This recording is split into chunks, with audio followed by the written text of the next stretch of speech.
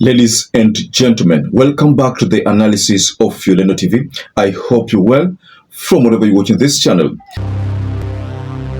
Now, I've been keeping track of Dr. John Khaminwa, the lawyer representing Kituo cha Sheria, an organization that seems to be defending Rigathi Gachagua in this matter of impeachment. We are a corrupt country, and the Besha still controls the country. It controls parliament. It controls Senate. Let it not be said it controls petition. Now let me keep you up to speed with what's happening. Today, the 29th October 2024, the lawyers representing Attorney General and William Ruto's faction filed a petition trying to make the courts lift the order, the conservatory order that is blocking Kithure Kindiki's swearing in. Mind you, the judges cannot swear in Kithure Kindiki because of that conservatory order. So the lawyers representing Attorney General, when William Ruto had gone to court, and today the determination was supposed to be made on as to whether that order can be lifted. Let me also take you up to speed with why we are in this crisis. The conservatory order was issued by Justice Chacha, and I think another order was issued by a judge at the CAMARGO court. So that is why Kithure Kindiki's swearing in cannot take place. So the lawyers representing Attorney General and William Ruto decided to petition the courts to lift that order. So I want us to go into a reaction that I come across, a reaction from Dr. John Khaminwa, because Dr. John Khaminwa has gone to an extent of telling the judges that Kenya is full of corruption, that we are a corrupt country. He even went to an extent of labeling the Senate and the National Assembly as corrupt entity. That based on his statement that those two, the National Assembly and the Senate, were bribed into hurriedly impeaching Rigathi Gachagua. So I want us to go in extensively into that statement from the lawyer, and then we get to understand why the lawyer could have made those kind of very shocking remarks. So before we get there, please, I'd like to kindly urge you to go below there, locate a button with the word subscribe. Please hit it once. That is the only way you make this channel grow. Now also, don't forget to like this video, because that is the only way YouTube shares this content to so many people who are not part of our audience. Thank you so much for responding. John Khaminwa has been oozing wisdom in most of these court sessions. If you've been following the remarks from John Khaminwa, I'll be honest with you, I like the facts that he does submissions which are always, if you gauge them and the other lawyer submission, you find that Khaminwa is full of wisdom and is full of, most of the submissions he make there are educative. Like for this particular case, where he was urging the judges in a very polite, very humble way to get them to reject the petition by the Attorney General lawyers and the lawyers representing William Ruto. And just like I told you, the petition is to remove this conservatory order that is supposed to enable Kithure Kindiki to be sworn in. You know, that order is the one that is stopping Kithure Kindiki from assuming that office. You see, the timing with which this conservatory order was issued is one that will of course, could have left you wondering.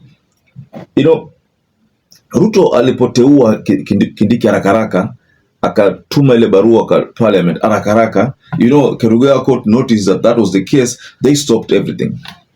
Ika backfire. The plan was that maybe Kithure was to be sworn in the following day.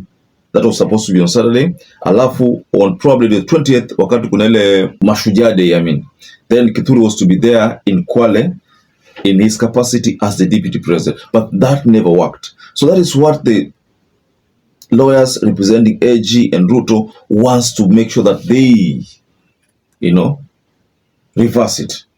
I wanted to pay a very close attention to this video regarding the remarks from Dr. John Khaminwa. Arbitrary decisions. What has been taken here is an arbitrary decision by a parliament by the Senate, and that should not be taken by the court at all. Arbitrary decision of the president in the field constitution. If I may pause here, there is a mention of the president. A lot of problems we've had in this country have been caused by the executive, have been caused by the president. We normally have found ourselves in this hostile area because of the acts and behavior of the president. We must tell it as it is. President Moi caused detentions. He acted rashly by putting people in detention. We have had extrajudicial killings because of the presidency. We have had some other ills because of the presidency. May I continue, please? In the repealed constitution, the vice president could be removed very easily, merely by the instruction of the president. That is true. That's how my great friend and my great client, Jaramogi Oginga Odinga, found himself having to resign because of what was happening. Karanja, Professor Karanja, faced a similar kind of problem. He was kicked out by the president, by the roadside. The vice president could therefore have been said to be at the mercy of the president, who appointed and dismissed them at will. The current state of affairs enables the deputy president to sit a heartbeat away from the presidency, yet enjoy constitutional protection against whimsical section of the president. Let us not forget those wise words, my lords and my lady. I'm inviting you very, very respectfully. Paul Mwita has been bribed. Don't dismiss it quickly. There may be truth in it. When you hear Kibe was seen with so and so, don't dismiss it quickly. There may be truth in it. This is the ability that Justice Madden had, and that's why he was able to rise to where he was.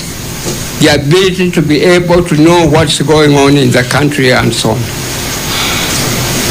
We are a corrupt country, and the Bashar still controls the country. It controls Parliament. It controls Senate. Let it not be said it controls judiciary. Thank you.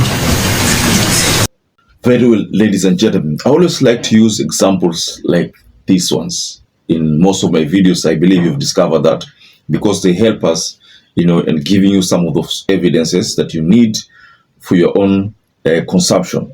So in this particular analysis,